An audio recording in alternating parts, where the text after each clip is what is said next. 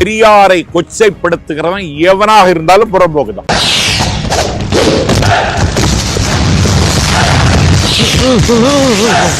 புறம்போக்குன்னு சொல்றத கூட புறம்போக்கிலையும் மோசமான புறம்போக்கு.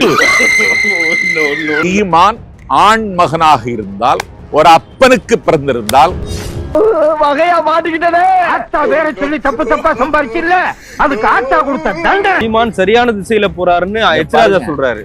இதெல்லாம் ஒண்ணு சாக்கடைகள் பூரா சங்கமம் ஆகுதுங்க. தொட்டால் பூ மலரும் தொடாமல் நான் மலர்ந்தே. இவன் கட்சி தொடங்கின உடனே இவன் கைக்கூலின்னு முதல்ல சொன்னது நான் தான். விடுங்க, போக போக உங்களுக்கே தெரியும் நான் ஒரு உத்தம புத்திரன். அத நான் சொல்லலாம். நாம் தமிழர் கட்சின்னு சொல்லாதீங்க, நாம் விலகல் கட்சி. பேர் மாத்திச்சு. கரெக்டா கண்டுபிடிச்சாயா? எல்லா கட்சியில இருந்து விலகுவாங்க போவாங்க. அப்படியே விலகுறாங்க. இப்போ அப்படியே எங்க விலகுறாங்க? எல்லாரும் வெளியேறிடுவாங்க. அமைச்சரே, இதெல்லாம் ராஜ்யசபையில் சகஜம். அவருக்கு போட்டோ இல்லைன்னு இப்ப நிறுவனம் ஆயிடுச்சு, தெரியுமில்ல உங்களுக்கு? நாப்பா வெறுப்பேத்துகிறாயா? விடுதலை புலிகள் கூட்டமைப்பு சுவிட்சர்லாந்து இயங்கி வருகிறது, அவங்களே அறிவிச்சிருக்காங்க. அதுக்கு பதில் சொல்ல இந்த ராஸ்கல் தயாரா? இப்ப சொல்லு. சோரா சுரணையா சோறுனா சந்திச்சது உண்மை. ஆனா அந்த போட்டோ இவன் கையில இருக்கா? இவன் தம்பி பிரபாகரன் ஏதாவது பேசினானா? அவர் யார் தெரியுமா? புலி, பாயும் புலி. அவர் மூச்சு காத்து பட்டாலே நீ தொப்புன்னு கீழே விழுந்துருவ. போயா.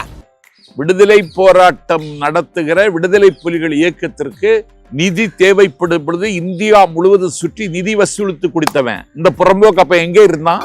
அது வந்து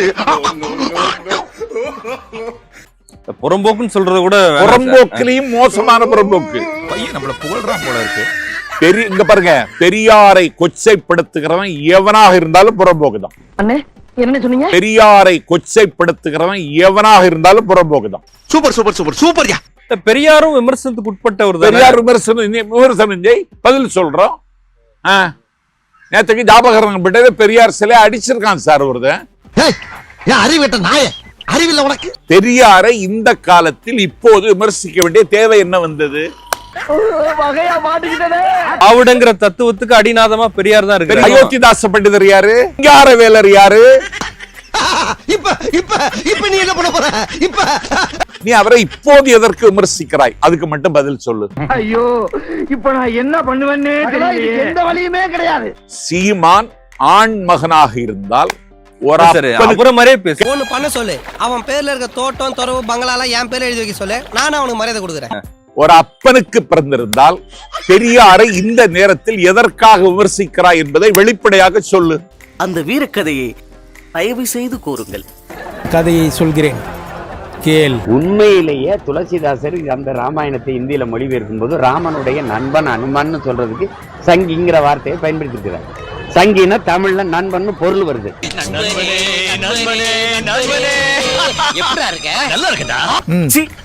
இதை சொல்வதற்கு வெக்கமாக இல்லை. இல்ல அவரு மேடையில ஒரு ஆத்தாளுக்கு அப்பனுக்கும் பிறந்தவன் எல்லாம் இருந்தாலும் கேக்குறாருல்ல. இல்ல நீங்களும் அதே மாதிரி பேசுறீங்க. இந்த மொழியில தான் அந்த பயலுக்கு பதில் சொல்லணும். அவரை பத்தி எனக்கு தெரியாதானே அண்ணே. அவற்றை எப்படி எப்படி எடுத்து சொல்லணுமா அப்படி எப்படி பக்குவமா நான் சொல்றேனே. அத பத்தி நீங்க கவலைப்படாதீங்க. சரி, திராவிடமா தமிழ் தேசியமான ஒரே மேடையில விவாதிக்க நான் தயார். சீமான் தயாரான்னு கேளுங்க. இனிமேல் இங்க நிக்க போறாரா சாமி? ஹலோ சதாம் ஹுசேன் இல்லங்க. சதாம் ஹுசேனா எவன் சொன்னா? எங்க ஆத்தாருக்கு பேரை வைக்கல போப்பா. ஸ்டாலின் வருவாரான்னு கேக்குறாரு. ஸ்டாலின் எப்படி வருவாரு? அவரு உலகத்தில் இருக்கிற 10 கோடி தமிழர்களுக்கு தலைவருங்க. அவருக்கு இவன்ட போய் பேசுறத வேலை. நான் பேசுறேன், வர சொல்லுங்க. உயிரே உயிரே தப்பிச்சு எப்படியாவது ஓடுது. ஆனா ஒரு வீடு முற்றுகை போராட்டம்லாம் நடத்துனாங்க.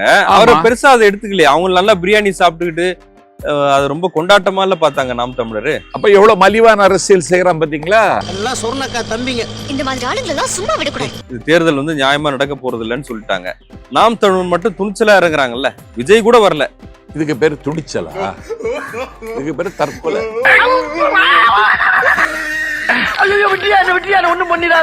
பெரியாரை விமர்சிச்சா அதற்கான பதிலை நாங்கள் சொல்ல வேண்டிய நேரம் இனிமேல் வரப்போகிறது. அது இருக்கட்டும். AK-47 கேள்விப்பட்டிருக்கேன். PK-47 அப்படின்னு ஒரு புதுசா ஒரு துப்பாக்கி வந்திருக்கா? அதை தயார் பண்றது எங்க பாஸ் தான் ஐயா.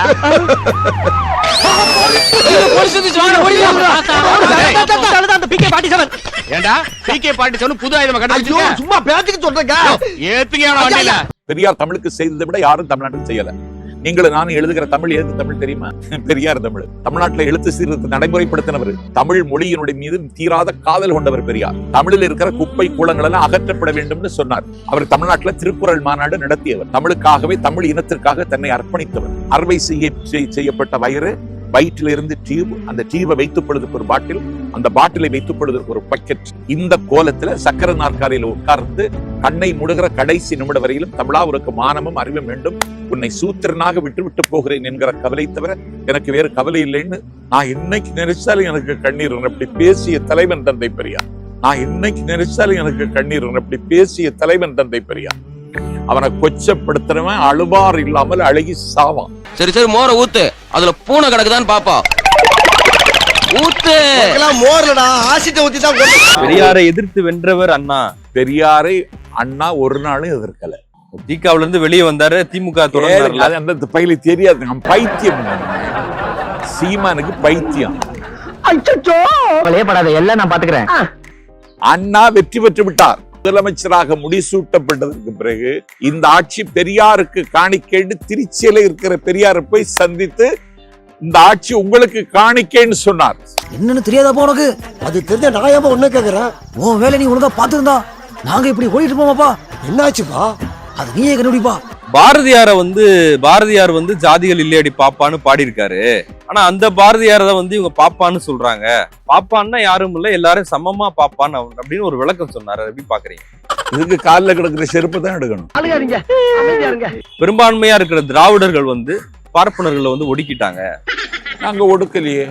எங்க ஒடுக்கி இருக்குன்னு சொல்லுங்க. 90 அதிகாரி இருக்கான் டெல்லி சென்ட்ரல்ல. 80 பேர் அவங்க. எதுக்காண்டாமா? இந்த அரசியல் அவனுக்கு புரியாது. ஏன்னா அவன் பிழைப்பு. அவனுக்கு டெய்லி பிச்சை வந்துடும்.